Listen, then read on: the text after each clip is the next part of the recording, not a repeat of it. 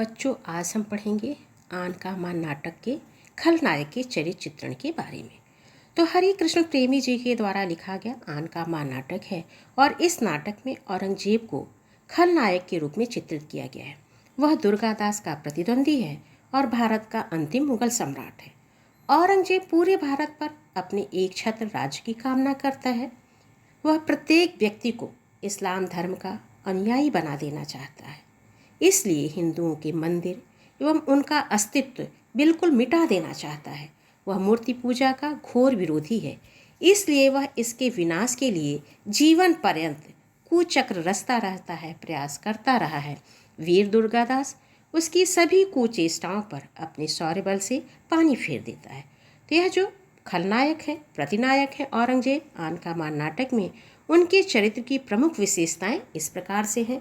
पहली विशेषता के बारे में हम औरंगजेब के देखते हैं। पहली विशेषता क्या है? कट्टर धार्मिक व्यक्ति। औरंगजेब कट्टर सुन्नी मुसलमान है।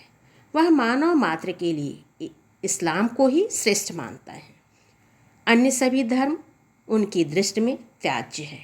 वह जोधपुर नरेश जसवंत सिंह के पुत्र अजीत सिंह को भी विवश कर मुसलमान बनाना चाहता है। तो यह औरंगजेब के चरित्र की पहली विशेषता है। दूसरी विशेषता क्या है? संकीर्ण हृदय।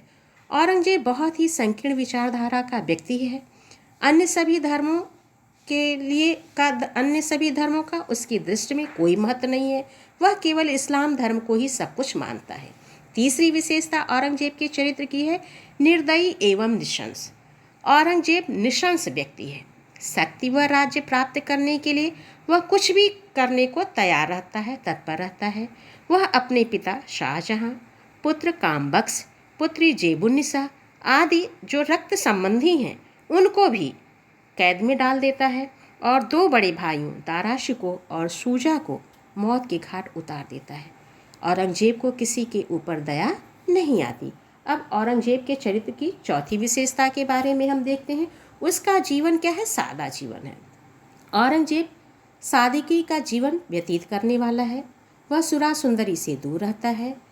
अपने व्यक्तिगत खर्च के लिए वह राजकीय खजाने से धन नहीं लेता, बल्कि टोपी सिल करके और कुरान की आयतें लिख करके उनको बेच करके जो आय प्राप्त होती है उसी से वह अपना खर्च चलाता है।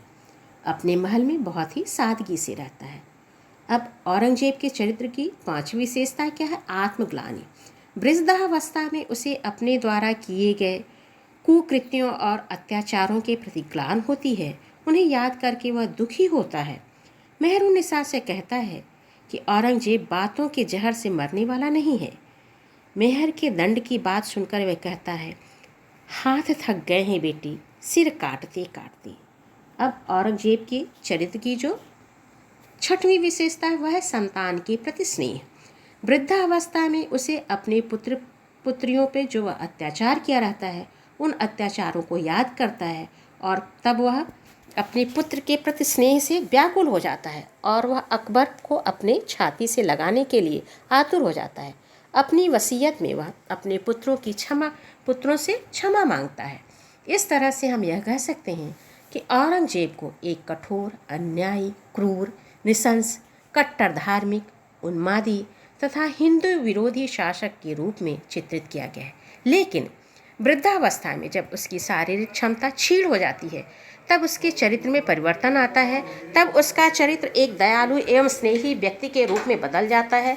नाटककार ने उसके क्रूर स्वभाव का परिचय देते हुए जो औरंगजेब के चरित्र में दयालुता है, कोमलता है, उन भावनाओं का भी चित्रण किया है। तो यह आन का मान नाटक के प्रतिनायक औरंगजेब के चरित्र का चित्रण है, चरित्र की विशेषता।